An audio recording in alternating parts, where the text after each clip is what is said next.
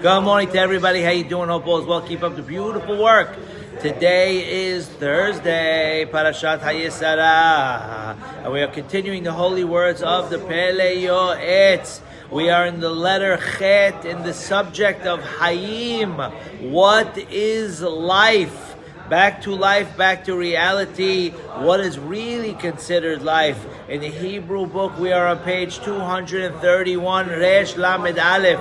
In the Hebrew English Art Scroll, volume 2, we are on page 174. Hine, kiken tov lagever. It is good for a person. Sha'af sheharano Hashem osher v'chavod. Even if Hashem has granted him wealth, honor, unchasim merubim, and a lot of property, v'ochalim merubim, and a lot of access to food, al yargil et banav bigdolot. Do not spoil your children. As we said yesterday, the rabbi is continuing, Obtanugod b'nei adam. If you're going to give a kid everything that he wants at every second, the rule is if you say yes to everything, they're going to say no one day when you want something. And if they're used to whining and dining and having filet mignon for breakfast and Uber Eats, Heke, Essen, Mr. Broadway, Renaissance, whatever it might be, in another shul far away, a rabbi would have to mention other restaurants. However, our community, Baruch Hashem, only eats where they're supposed to. They never heard of Angelicas or anything like that. Ki lo yeda ma yeled yom, because no one knows what's going to be in the future. The Torah testifies,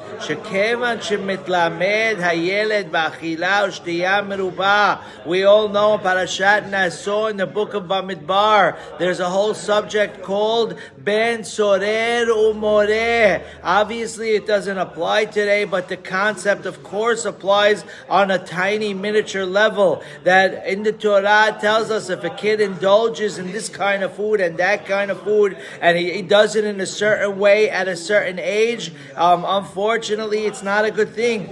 Gam ki askin lo yasur mimena. Even when he gets older, it will not be removed from him. V'sov shemilastem atibiriyot. At the end of the day, what happens? He ends up has v'halila, stealing from the people. You do hear stories, unfortunately, from planet Mars, where people had to live a certain lifestyle and things weren't going their way, so they had to start doing things that make no sense, that they never thought they would do, but only to keep up to their status and to their lifestyle. Shema Yisrael. Olefikach amra Torah. Therefore the Torah tells us, Ki yeh ish ben sorer umoreh. As mentioned, the subject of sorer umoreh, yamut zakai va'al yamut hayav. The Torah says that child deserves the death penalty, believe it or not. But it's not a punishment for what he did. The Torah says better he goes and leaves this world if he fills in all the checks on the to-do list for being a Ben Sorer Umoreh, and all the criteria is there. The Torah testifies, and when the Torah testifies, you know 1,000,000% that it's going to happen, Shema Yisrael. So the Torah says, better he leave the world now without a lot of stains on his soul than, God forbid, him getting a lot of stains and he has to leave later, and who knows what will be in the world of eternity. Ukvar be'enenu ra'inu. We have already seen, the rabbi says, uboznenu shamanu, and we heard, kama v'kama sha'yideh how often are there stories by people getting used to all day long? Now, if we got to do what we got to do is one thing, but if someone's going the extra mile for all kinds of nonsense, and then they get into a situation where, God forbid, they can't afford it, and now they have to do things, the rabbi says we see it all the time. Sof shiatzu l'tarvut ra'ah, they end up going out to do bad.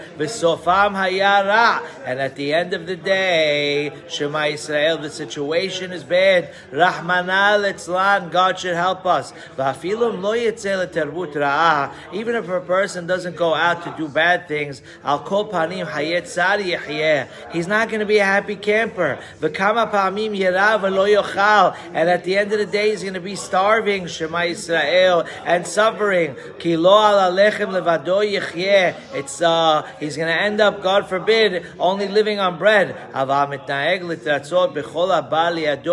if someone, and this is an attitude not only with food, with everything in life, if people are always echa, I want more, they will never ever be happy. But if a person goes ahead and he says, Gamzu l'tova, thank you Hashem. You meet people out there, God bless them, they're so positive. They can see a cup 3/4 empty, and they're focusing on the quarter that is full. Yisba lechem etov lo bazeh. A person will end up living a happier life. V'yesh perush aher. There's another explanation. Sharotzeh lechyot ha'chayim ha'mitim hayei olam haba. If a person wants to live a happy life here, yamit when we started off this subject where the rabbi says if someone wants to live, he has to pass away, he has to live a life of suffering, it's also referring to the next world. We think we're so used to this world, but we know the next world is the main world. We should live and be well. And therefore, sometimes it's not so easy to wake up 5:40 in the morning to come to class. It's not so easy to do certain things. You see people going to certain places, but you know that I'm not going to do it because it's the wrong thing. So there's a little sacrificing here, but it'll end up being that they will have eternal tranquility in heaven.